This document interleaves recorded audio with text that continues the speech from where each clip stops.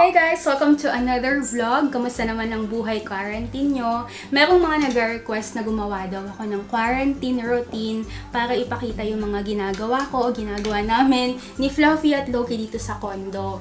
To be honest, wala namang masyadong naiba sa buhay namin kasi kahit na hindi quarantine, mas gusto ko talagang nasa bahay lang.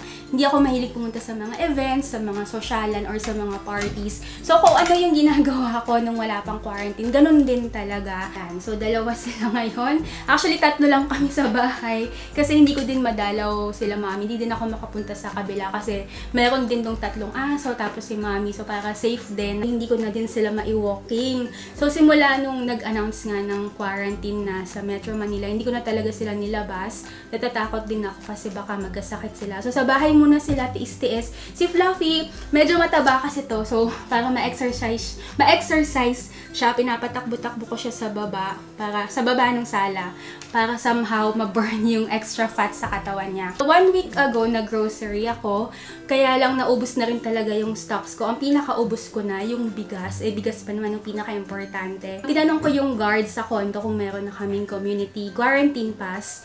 Wala pa daw, sabi ng barangay. I guess pwede pa namang lumabas, lalo na kung importante naman talaga. So, ipapakita ko sa inyo ang kaganapan sa grocery dito sa Quezon City. Dito sa SM Hypermarket sa Cubao. Mahaba na yung pila hanggang paikot yan dun sa likod. So, andito na ako sa pila sa grocery. Paikot na yung pila. Paikot sa buong hypermarket. Tapos, tahimik. Nagsimula ako sa pila 10:44 AM. Pinakadulo. So, yung mga kalsada, sarado din. Merong barricade. Grabe. Merong bukas na kainan, take out only. So, doon pa yung entrance. Tapos hanggang doon pa sa dulo yung pila. Meron namang social distancing. So, yung pwesto ko dito.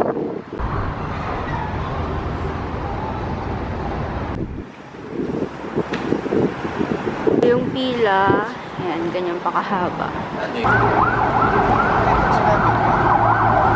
Medyo natatagalan dito. Ang oras na ngayon ay 11:31. So, halos isang oras na din. Nakakapasok na din po. Dito lang po. Dito lang daw muna. Sa ito pong kabila. Thank you. So, nakapasok kami dito sa grocery mga 11:35. Akala ko pwede ka na mamili, pero hindi. Mauupo ka pa muna dito. Parang waiting. Ganyan kahaba. Ang oras ay 11:53. Ayan, pwede nang pumasok sa loob. So, andito na ako sa loob ng grocery. Meron akong listahan para sigurado na lahat ng mga essentials mabibili. So, yung mga chichirya, medyo nauubos, pero feeling ko hindi lang agad na-replenish. Ito yung alcohol nila, kaya lang maliliit. 3 yung limit. Thank you. Kumuha na ako. Yung iba kasi nag-alcohol lang sa kamay, pero dapat yung mga ganito, yung mga hahawakan nyo, spray nyo din muna. Kasi syempre nahawakan din ng iba yan. Sa mga bleach, nag-isa na lang tong ganito kalaki. So, kunin ko na.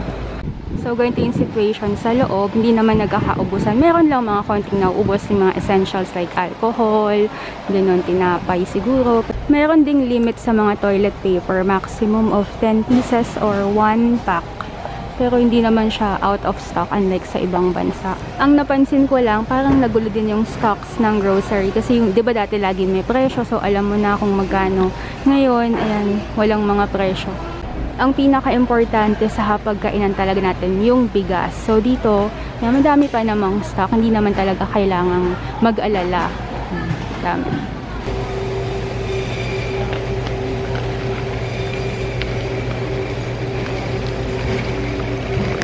Dito sa kilo-kilo, medyo out of stock sila. Pero dito sa mga nakapack na 5, 10, 15, tsaka yung mga isang sako, madami pa namang bigas.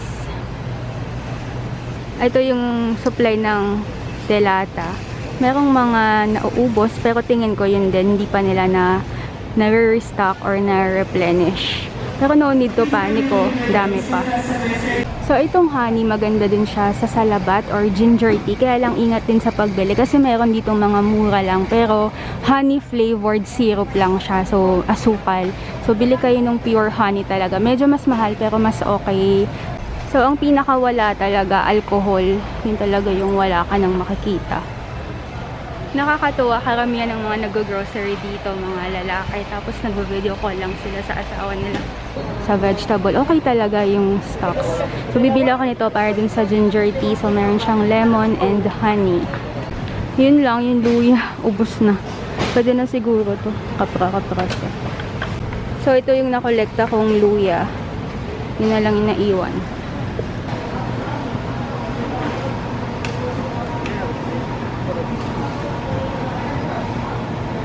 So, ito ang laman ng aking cart. Bihira talaga ako mamili ng ganito punong-puno kasi sanay kami ng lingguhan, mag-grocery.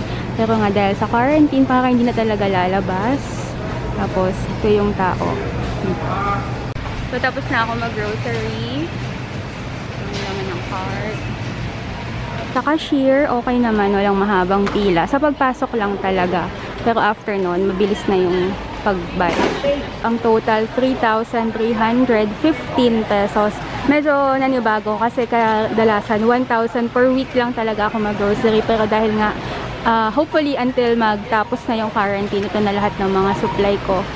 So, ito yung tao dito. Hindi naman mahaba yung pila.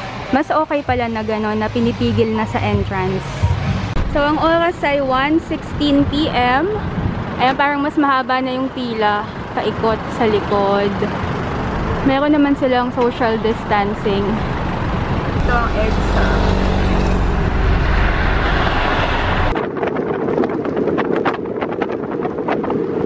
So, merong nagbabike. Kaya may mga sarado din kalsada. Temporary closed. Bukas naman yung mga gasolinahan yan. Bukas sila. So, nakisabay ako mag-grocery din dito alis. Pero may social distancing. Harap siya sa likod ako. Tapos may mga saradong kalsada. So, grabe sa ayun, meron. Tapos may mga nagbabantay na mga pulis. Kasi bawal na dyan pumasok. Dyan yung may nag-positive eh. So, nakisabay lang ako kay Tito Alex kasi nga medyo malayo yung grocery dito. And uwi na din siya. Para sa mga mamimili ngayon, itong maganda siya, yung ganitong trolley. Nabili ko lang to sa grocery din ng SM ng 399 pesos. Para, pag ganito, madali na lang siyang bitbitin. Yan. Siyempre, magdi-disinfect muna ako ng doorknob. Pati yung sapatos, disinfect ko din. So, ito yung mga napamili ko, pero bago ko i-haul, para sigurado na wala akong nauwing virus or dumi, mag-shower muna ako.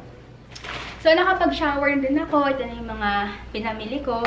Una, bumili ako ng bigas. So, ito 5 kilo na siya na Thai jasmine rice. So, 5 kilo sana sapat na hanggang matapos ang quarantine. Bumili din ako ng tissue. Sa ibang bansa kasi necessity nila kasi hindi sila gumagamit ng tabo, ng tubig sa pang-CR. Buti na lang ang mga Pinoy ay nagtatabo. Tapos dyan, bumili din ako ng mga pagkain. Papakita ko lang lahat yung mga pagkain na bili ko.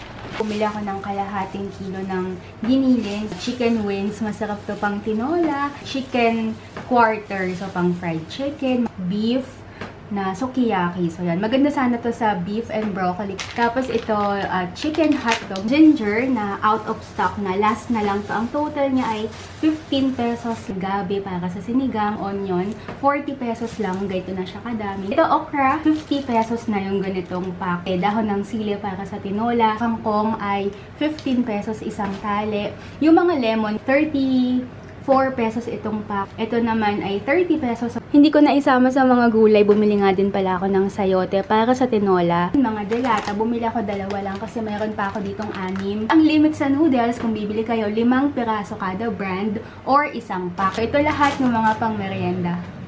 Ito naman yung mga pangluto. Itong ganitong isang tray, 96 pesos. So, lumalabas na parang 8 pesos kada isa. So, malaki naman siya. Yung sa palengke kasi mga 6 pesos pero maliit lang dito. Mas okay pala yung canola oil kumpara sa ibang oil na nabibili sa mga grocery. So, ito trinay ko. Ito naman yung iba pa na mga juice, pang luto din. So, bumili ako ng pineapple in can. Yung chichirya ko, kung napansin nyo, di ba nag-iisa lang kasi umiiwasan ako sa ganyan. Honey, ito 199 pesos yung ganito.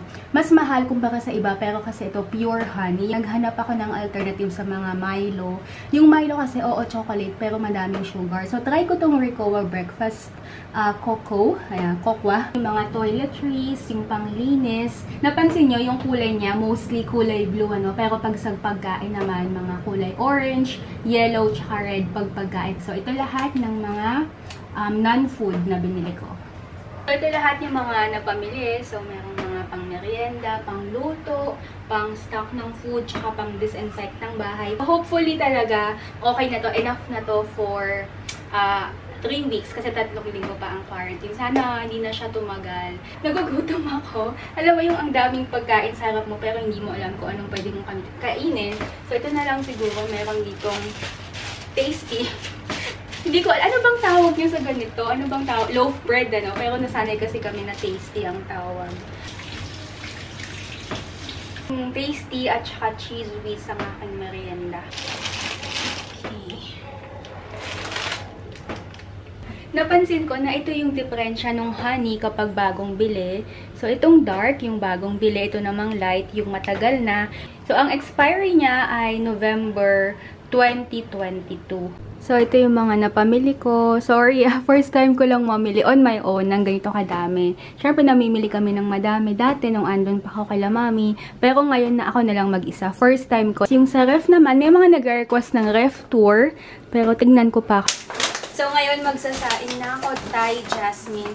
Teka, tignan ko kung magkano. Tinignan ko siya, nagulat ako kasi akala ko mga 350 lang siya. 449 pesos pala siya na 5 kilo. So, lumalabas kada kilo ay 90 pesos. Pero, medyo napalunok ako dun.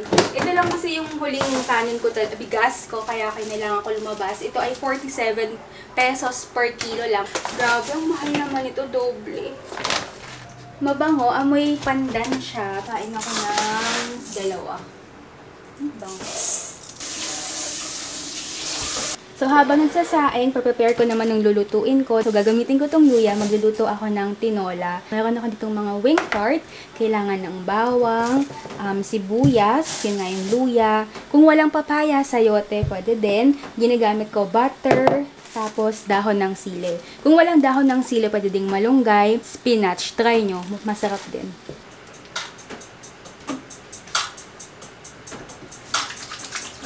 So, si Fluffy, mahilig siya sa sayote, kaya kanina humihingi sa akin. Okay, eat mo na yan. Baka hindi kayo maniwala na mahilig sa sayote si Fluffy. Yung sayote kasi kapag fresh, kahit nahilaw, manamis-namis, kaya kinakain mo.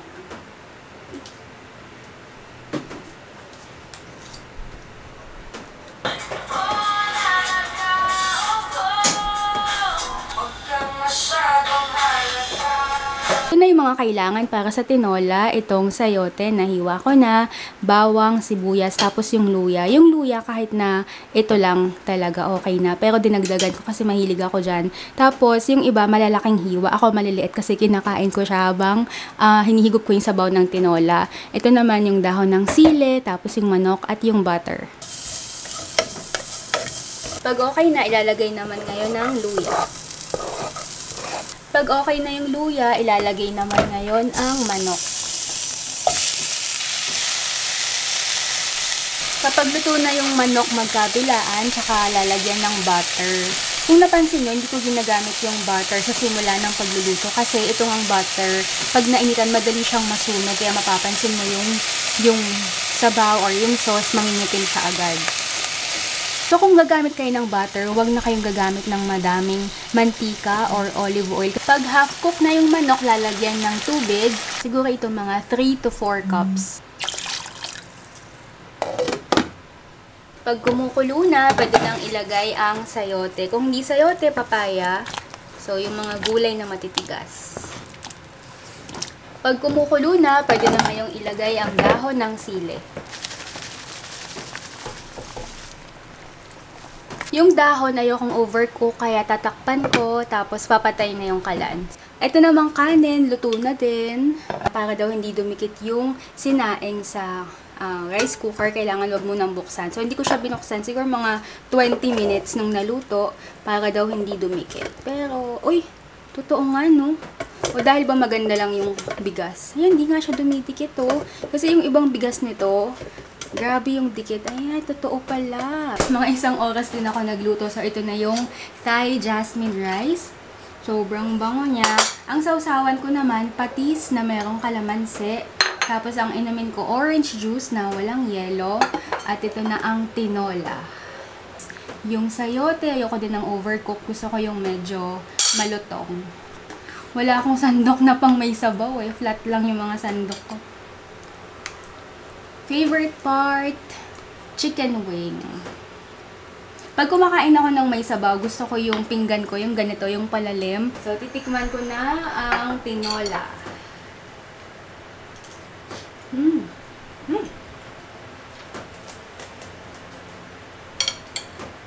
Sobrang sarap niya. Kasi, yung sayote, hindi siya overcook. So, pag kinagat mo, medyo malutong. Tapos, yung dahon ng sili, ganun din. Pangit kasi yung sobrang overcook na parang nalulusaw na yung dahon. Yung manok naman, tamang-tama. Hindi siya oily kasi nga, hindi ako gumamit ng madaming mantika. Butter, so nalalasahan mo yung butter. So, napadami ko ng kain. Okay naman yung kanin, yung Thai jasmine rice. Nga lang sobrang mahal sa 90 pesos. Parang para sa akin nakaka-guilty kumain ng ganun kamahal na bigas. Lalo na ngayon na, syempre hindi naman lahat privilege na nasa bahay lang. Yung iba nga wala pang pangkabuhayan. Yung iba wala pa talagang makain. Ang budget ko sana 50 pesos per kilo lang. So anyway, ayan. Masarap naman ang aking niluto na tinolang manok. So, pagkatapos kong kumain at maglinis sa kusina, dumating na din pala yung community quarantine pass dito sa amin.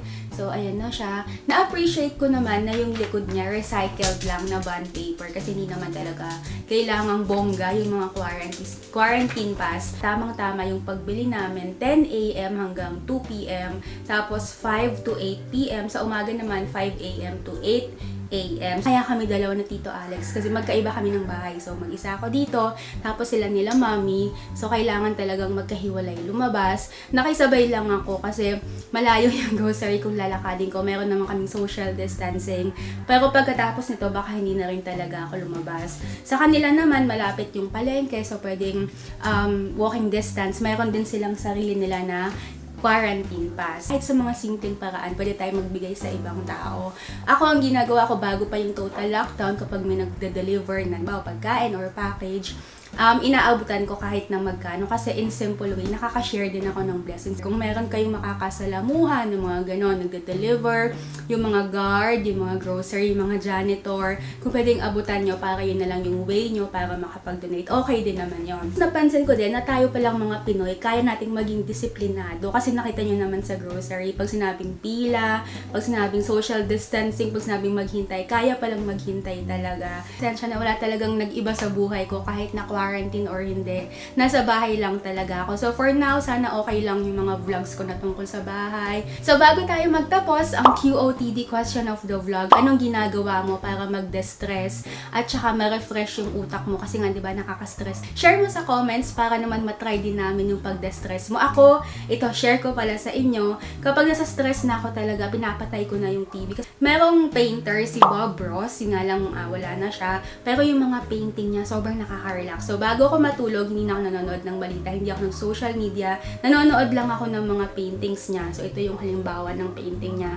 Nakaka-relax kasi yung boses niya, tapos yung painting niya, sobrang ganda. So, yan. Share ko sa inyo yung ginagawa ko, pero kayo din, share nyo kung ano yung ginagawa nyo para mag-distress kahit na naka-lockdown at naka-quarantine. So, I hope you guys enjoyed this video. Pasensya na medyo mahaba. Kung first time mo lang ako napanood, subscribe to my channel. Follow me on Instagram and Facebook. Search mo lang at Real Asian Beauty. So, see you next time. Bye!